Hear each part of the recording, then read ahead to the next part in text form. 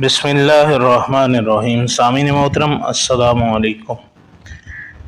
سامعین محترم، عرض ہے کہ گئے وقتوں کا ذکر ہے کہ ایک چڑی مار نے ایک نایاب چڑیا پکڑی۔ چڑیا نے پکڑے جانے کے بعد شکاری سے کہا، اے زیرک انسان، بالفرض اگر تو مجھ جیسی ننھی چڑیا کو کھا بھی گیا تو تجھے کیا فائدہ ہوگا؟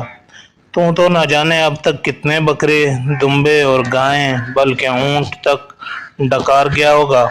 اگر اتنے بڑے بڑے حیوان کھا کر بھی تیری طبیعت سیر نہ ہو پائی تو میرے چھٹاکی بھر گوشت اور نرم ہڈیاں تو داڑھ میں زیرہ ہی ثابت ہوں گی۔ اس لیے تیری دور اندیشی اور حوصلہ مندی کا تقاضا یہی ہے کہ تو مجھے اس جال سے آزاد کر دے۔ چڑی مار بھی موج میں آ گیا اور شرارت سے بولا، یہ بتا، اگر میں تیری بات مان لوں تو بھلا اس میں میری کیا بھلائی ہے؟ مجھے اس کے بدلے میں کیا ملے گا؟ میں نے شبانہ روز محنت سے تجھے پکڑا ہے، یہ بھی تو ہو سکتا ہے کہ میں نے تجھے کھانے کے لیے نہیں بلکہ بیچنے کے لیے پکڑا ہو، وہاں سے تو مجھے کچھ نہ کچھ مل ہی جائے گا، تو بھلا مجھے کیا دے سکتی ہے؟ چڑیا بڑی دانا تھی، اس نے کہا، مجھے فروخت کر کے آخر تجھے کتنا مال نصیب ہوگا؟ بس 2-4-10 درہم سے بات آگے کیا جائے گی؟ اب بھلا بتا، وہ درہم کتنے دن تیرا ساتھ دیں گے؟ لہٰذا یہ گھاٹے کا سودا دل سے نکال دے اور دھیان سے میری بات سن۔ اگر تو مجھے آزاد کرنے کا احسان کر دے گا تو اس کے بدلے میں 3 ایسی بے بہا نصیحتیں تیرے گوش گزار کروں گی جن کا پھل تو ساری زندگی کھائے گا، اور تیرے اطمینان کے لیے میں سچ بول رہی ہوں۔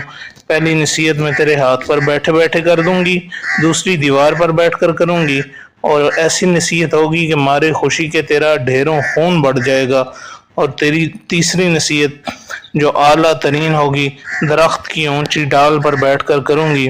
ان 3 نصیحتوں پر عمل درآمد کر کے تو زمانے میں بڑا نام حاصل کرے گا۔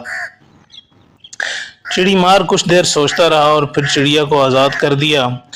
چڑیا حسب وعدہ پھدک کر اس کے ہاتھ پر آ بیٹھی اور بولی، سن، پہلی نصیحت یہ ہے کہ ایسی بات جو کسی بھی صورت ممکن نہ ہو، اس کے بارے میں عقل مند سے عقل مند آدمی بھی تجھے مشورہ دے تو اس پر بھروسہ نہ کرنا۔ یہ کہہ کر چڑیا منڈیر پر جا بیٹھی اور بولی، دوسری نصیحت سن کہ جو مصیبت آ کر گزر جائے اس کو یاد کر کے غمگین نہ ہو، اور ایسے ہی جب کوئی آسائش آ کر ہاتھوں سے نکل جائے تو اس کے بارے میں سوچ کر مسرت حاصل کرنا فضول اور بیکار ہے۔ دوسری نصیحت چڑی مار کے سر سے گزر گئی۔ وہ جھٹ سے بولا، اس دوسری نصیحت کو ذرا تفصیل سے بتا، میں سمجھ نہیں سکا۔ چڑیا پھدکتے ہوئے بولی، اس وقت میرے پوٹے میں 10 درہم وزن کا ایک بیش قیمت موتی چھپا ہوا ہے جس کی قیمت کا دنیا میں کوئی اندازہ نہیں کر سکتا۔ تو یہ موتی حاصل کر کے زندگی بھر کے لیے فکر معاش سے بے خبر ہو جاتا، بلکہ تیری نسلیں بھی شہزادوں کی سی زندگی بسر کرتی، مگر افسوس تو نے میری باتوں میں آ کر بیش قیمت موتی کھو دیا۔ یہ تحفہ شاید تجھ جیسے بدقسمت اور بیوقوف کی تقدیر میں تھا ہی نہیں۔ یہ سننا تھا کہ چڑی مار دہاڑے مار مار کر رونے لگ گیا اور فریاد کرنے لگا، ہائے، میں تو تباہ ہو گیا، میں اس چالاک چڑیا کی باتوں میں آ گیا، اسے کیوں آزاد کر دیا؟ وہ بھی کیسی منحوس گھڑی تھی جب میں نے جال ڈھیلا چھوڑا اور اس نایاب چڑیا کو اپنے ہاتھوں سے گوا دیا۔ اس نے مجھے ہتھیلی میں جنت کا لالچ دے کر لوٹ لیا۔ وہ واویلا کرتا رہا۔ تب چڑیا بولی، ارے او ناسمجھ انسان، میں نے پہلے ہی تجھے نصیحت کی تھی کہ گزری ہوئی مصیبت پر ماتم کنا مت رہی ہو۔ جب وہ بات ختم ہو گئی تو واویلا کیسا؟ لگتا ہے تو نے میری نصیحتوں کو اپنے بحر پانی یا لالچ کی جلد بازی میں پوری طرح نہیں سنا۔ میں نے تجھے کہا تھا کہ خواہ تیرے سامنے کوئی بھی ناممکن بات کو ممکن کر دکھانے کا دعویٰ کرے تو اس پر کان مت دھرنا، ورنہ گمراہ ہو جائے گا۔ ذرا عقل سے کام لے، سوچ تو صحیح، مجھ ننھی سی جان کا کل وزن ملا کر بھی 3 درہم کے وزن سے زیادہ نہیں، بھلا 10 درہم وزن کا موتی میرے ننھے سے پوٹے میں کہاں سے آ سکتا ہے؟ یہ سنتے ہی چڑی مار یکدم رونا دھونا فراموش کر کے بیٹھا اور حیرت کی تصویر بنا چڑیا کو دیکھنے لگا کہ بلا شبہ یہ صحیح کہہ رہی ہے، میں نے پہلے اس طرف نظر کیوں نہ کی؟